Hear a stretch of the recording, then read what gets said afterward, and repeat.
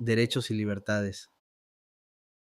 Los criterios más frecuentes para distinguir las democracias liberales toman la forma de derechos y libertades específicos. Los más claros ejemplos son derecho a la libertad y a la integridad de la persona, libertad contra la esclavitud, libertad de movimiento por el país, igualdad ante la ley y derecho al debido proceso bajo el Estado de Derecho, libertad de expresión, libertad de prensa y acceso a fuentes alternativas de información, libertad de reunión y asociación, libertad de enseñanza, libertad de culto. En la práctica, las libertades democráticas están limitadas. Hay limitaciones legales como el copyright o las leyes contra la difamación. Hay también limitaciones a los discursos antidemocráticos, contra los discursos en contra de los derechos humanos o aquellos que hacen apología del terrorismo. En los Estados Unidos, durante la Guerra Fría, restricciones de este tipo fueron aplicadas a los simpatizantes del socialismo o comunismo. Actualmente esto se aplica a las organizaciones que promueven el terrorismo o la incitación al odio racial o religioso. Ejemplos de ello son las leyes antiterroristas, la ilegalización de ciertos partidos políticos o la clausura de las emisiones por satélite de Hezbollah, un partido político y grupo militar árabe. Los críticos claman en contra de estas limitaciones, pues opinan que pueden ir demasiado lejos y provocar que los procesos judiciales dejen de ser justos y correctos.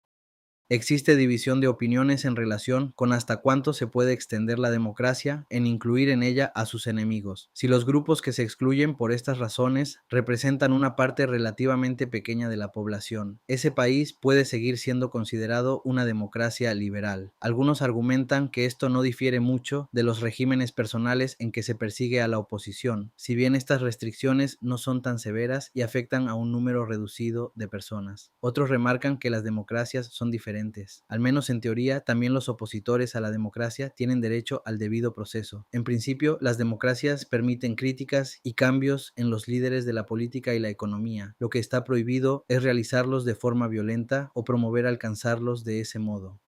Aunque no son partes del gobierno como tales, la presencia de una clase media y de una tolerante y floreciente sociedad civil suelen ser vistas como precondiciones para la democracia liberal. En países sin una fuerte tradición democrática, la simple introducción de las elecciones libres raramente ha bastado para alcanzar la transición de la dictadura a la democracia. Es necesario un cambio mucho mayor en la cultura política, así como la formación gradual de las instituciones democráticas.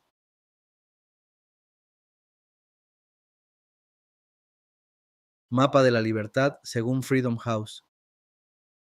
Mapa de la Libertad 2009 refleja la visión de Freedom House, una fundación norteamericana, sobre el estado de la democracia, las libertades políticas y los derechos humanos en el mundo. En sustancia, el mapa evidencia las democracias liberales en el mundo. En verde, libre. En amarillo, parcialmente libre. En morado, no libre.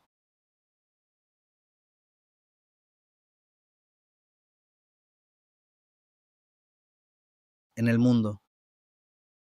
Una democracia liberal puede adoptar varias formas constitucionales. Esa puede descansar en una república como en Francia, Alemania, Italia, Irlanda, India o en los Estados Unidos, o también en una monarquía constitucional, como en Japón, España, Países Bajos, Canadá o Reino Unido. El régimen puede ser presidencial, Argentina, Brasil, México, Estados Unidos, semipresidencial, Francia y Taiwán, o parlamentario, Australia, Canadá, India, Nueva Zelanda, Polonia, Países Bajos o Reino Unido.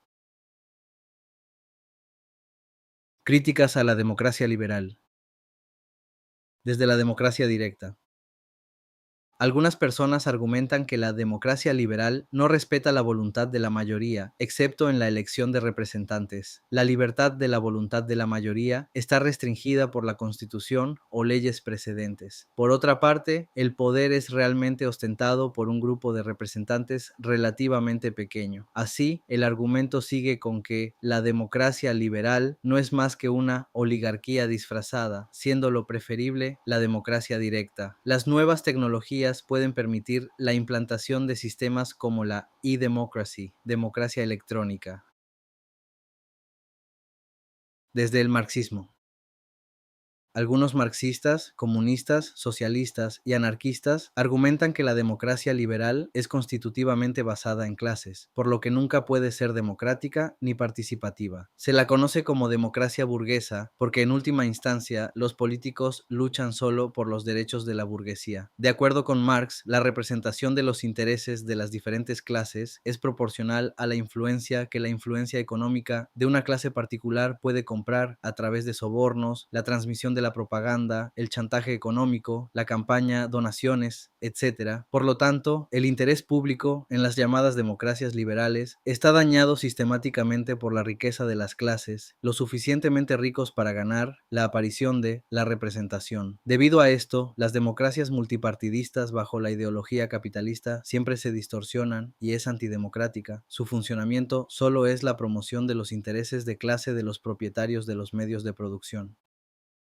De acuerdo con Marx, la clase burguesa se convierte en ricos a través de una unidad de apropiarse de la plusvalía de las labores creativas de la clase obrera. Esta unidad obliga a la clase burguesa para amasar fortunas cada vez mayores al aumentar la proporción de la plusvalía mediante la explotación de la clase obrera a través de la limitación términos y condiciones lo más parecidas a los niveles de pobreza como sea posible de los trabajadores. Por cierto, esta obligación demuestra el claro límite a la libertad burguesa, incluso para la propia burguesía. Así, según Marx, las elecciones parlamentarias no son más que un cínico intento sistemático de engañar a las personas al permitirles, de vez en cuando, apoyar una u otra de las opciones predeterminadas por la burguesía de qué partido político puede defender mejor los intereses del capital. Una vez elegido, este parlamento, como dictadura de la burguesía, promulga reglamentos que apoyan activamente los intereses de su verdadera circunscripción, la burguesía. Vladimir Lenin afirmó que la democracia liberal simplemente se había utilizado para dar una ilusión de democracia, mientras que mantenía la dictadura de la burguesía. En resumen, las elecciones populares no son más que la apariencia de tener el poder de decisión del pueblo, pero que en sí es de la clase dominante.